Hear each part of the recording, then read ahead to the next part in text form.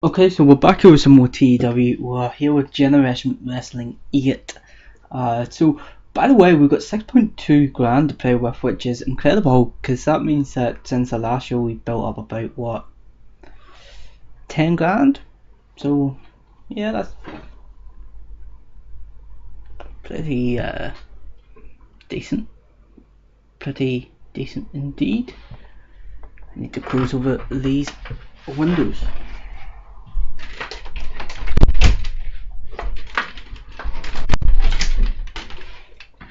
I apologise about that, but I'm not sure if you could hear the traffic outside, but I could, and it was annoying. So, Generation Wrestling 8, we're 35th in the world rankings, which is pretty decent. We're above a couple companies now. I'll show you who after this show. We're running this show again with YouTube because it seems to be doing wonders for us for pop. So I'm happy with that. Yeah, so there's nothing really for me to talk about too much at the minute, apart from the card here. We have two qualification matches here. We have a qualification match for the tag team championships when the Stallions will take on Blackwell Slasher. So yep, that's for the tag team titles obviously, and then we have a qualification match here for the Generation Championship. So Eddie Kingston will take on Red Titus and have Sheila. So you'll see how that goes, and I'm not sure when we'll do the actual matches themselves. We'll definitely have one of them on the next show, but whether or not that will be whether or not they will both be in the same show is a different story altogether.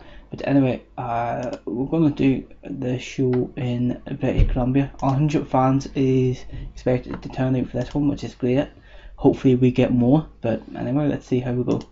So let's run the show. So 103 people turn out for this one, which is fantastic. And about that, I had a decent reaction from the crowd, but Subpar Wrestling Blackwell Slasher go over here against the Stallions, who have just had their opportunity at the Gold and failed to get another opportunity to go up against the Bollywood Boys, as Blackwell Slasher wins this match in 7 minutes only, well 7 minutes 9 seconds, as Cremator Fun Slasher defeats Artemis Spencer by submission. Fun Slasher was really off his game, so was Steve Blackwell. Match got the show off to a strong start, which is good to see, and it got the crowd hot. 24 in-ring performance for Tony Baroni and a 25 for Artemis Spencer. Steve Blackwell gets a 20 and a 16 for Cremator Fun Slasher. So not a bad segment there to open up the show with. I'm happy enough with that. 23 rated segment there overall. I'm pretty happy with that. So by the way, I can't get over how good this is. I love this banner. I know it's plain and basic, but you know what they say, less is more. So yeah, thank you very much. You know who you are. I'm not sure if you like being called out, being shouted out about this stuff, judging from a Twitter interaction. But you're fantastic, who. In a freestyle angle called I don't need to read that out. So pretty much Joe Hendry comes out and says that he's going to teach Sean Defy a lesson on why Sean Defy should not have attacked him, should not have interfered in his match against Brian Cage. So in the last show, Brian Cage went up against Joe Hendry. Sean Defy comes out, distracts Joe Hendry, and that allows Brian Cage to pick up a win. That just let us do two stories at once, really, and that's why we done that. Yeah, so pretty much Joe Hendry, the gist of it is that Joe Hendry pretty much says that he's going to teach Sean Defy a lesson before Sean Defy comes out. And in a bout that had decent reaction from the crowd, but Subpar Wrestling, Sean Defy finally, more than a year into his career here at Generation Wrestling, finally picks up his first win in the company. But yeah, it comes in 12 minutes 22 seconds by pinfall, but it's after he uses a foreign object. But what I was thinking it was is a pair of brass knucks. You know, he has it in his tights, brings them out, punches him over the head, and that allows him to get a win over Joe Hendry, a huge win over Joe Hendry. This match got the crowd hotter, a 28 overall performance there for both competitors, and overall we get a 30 rated segment there, so that's good enough there. Unfortunately nobody improved, but I'm not going to complain too much. Yeah, so next segment then we have Sean Devine attack Joe Hendry, yeah, so pretty much after the match, you know, he gets the brass knucks and he's just punching him away, and yeah, that's pretty much the gist of what happens there. And now this will set up one final match between the two.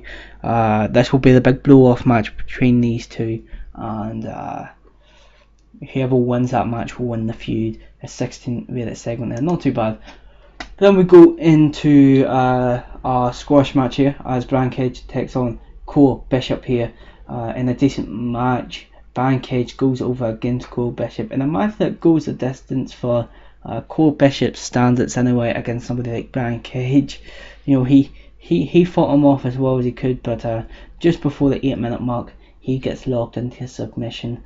I'd like to think it was a chokehold by Brian Cage, and yep, he was beat. Now unfortunately we didn't have a great rating here. I was expecting more 40, but because I wanted a chaotic nature in the match, because I wanted Brian Cage to just dominate him, yeah, that unfortunately held back that, so that's a shame. But Cole Bishop did use his old school face gimmick and got an initial rating of above average, but the chaotic nature of the match did hide how badly Cole Bishop was performing. Although I do think, even that being a positive, if we hadn't put that in, I do think it would have been a better match overall, because Brian Cage would have been able to, you know, just, yeah, I'll know that for again though. Brian Cage would be able to, you know, pull the match along. As planned, this match brought the fans down a little. This is before the main event. The overbooking nature of the match didn't sit well. We kind of knew that, but yeah, unfortunately. But Cole Bishop is improving in his rumble skills and his performance skills, so that is a positive. So then we go into the main event here, 41-minute main event. Very decent main event there, I'm happy with that. And a bout that had great wrestling, great heat and decent wrestling. Eddie Kingston defeats Red Titus and Harshaw in 14 minutes 49 seconds when Eddie Kingston defeats Harshaw by pinfall with a sliding D. So yeah, the match got the crowd hotter. 46 in-ring performance there by Eddie Kingston. Red Titus gets a 41 and a 38, I think that says, for Harshaw, and the number one contender is Eddie Kingston. And who said, oh yes, we are changing him to become an old school heel. Oh well, initial rating of per, that's a shame. We need to get that changed up then, because I'm not having him have a per gimmick. He is going to be a big part of the next year or so, at least I'm thinking he is. And then at the end of the match we see Eddie Kingston celebrate his win. So the reason why I wanted Eddie Kingston to win this one was because 2 seconds, getting a sip of coffee, was because well, Eddie Kingston and Kyle O'Reilly were both kind of challenging for the title, while Adam Cole was the champ. So I just decided, you know what, let's let Eddie Kingston here, you know, have a go against Kyle O'Reilly for the title. Kind of thought that made sense. So yeah, let's just go ahead and end that show there. 37 overall rating there. Not bad, not a best show, but still pretty damn good show for being a local company. This show increased our popularity in 45 regions. Fantastic to see. So Brian Cage, you had a very good performance. Let's tell you that you're awesome. Then we also have, who else had a good performance? I think, well, Eddie Kingston, you had a pretty decent performance, and we'll go ahead with Rhett Titus as well. You were okay, so praise on a great performance, compliment on a good performance. Go ahead and make that speech. Blankhead was pleased, very good. So was Eddie Kingston, and Rhett Titus only seemed pleased, but anyway, who cares? So yeah, I think I made the right decision there, giving the number one contender spot to Eddie Kingston. I don't really think that anyone else really wanted it at the minute anyway. I think Brian Cage is definitely somebody who will be going up against Kyle O'Reilly at some point, but that can wait for now anyway. You know, he is undefeated, but I want to leave it like that for now. So yeah, well, we'll see how it goes with that. Oh wait, warning. Yep. Okay, good. We're back. I saw Okada there. Okada to be signed. Oh no, we can't negotiate as he's not active in Canada. Not that I think that we would be able to actually get him to sign with us anyway, but you know, it's always good to try. You know, he's one of the best wrestlers in the world. Generation Wrestling 8 got less than 0.01 TV rating. We'll see how much people actually watched it now. Show history. Okay, that wasn't a bad show there. We're only minus 675. That's not bad. Less than a grand under. So I'm happy with that. I'm very happy with that actually. Let's go ahead with a show history here. 2,700 views. That's good. That's good. I'm happy with that. I'm very happy with that. That was higher than last week's, wasn't it? It was by 100. So that's good to see. We're making a buzz here. We are making a buzz. Let's go ahead and look at our size and importance in. 11 in. Wait, shit. Our importance is 11 in British Columbia. So once we advance, do we become a small company? That's awesome. We're 11 importance.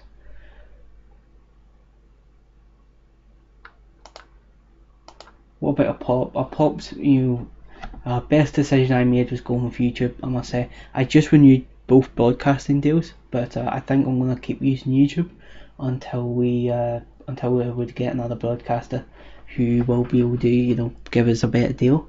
But like that's fantastic. I'm so happy that we're using YouTube because we're building up a good audience here. That's fantastic. 11. I'm so happy with that. So yeah, I'm very happy with that. Let's go ahead and go into the company wars then.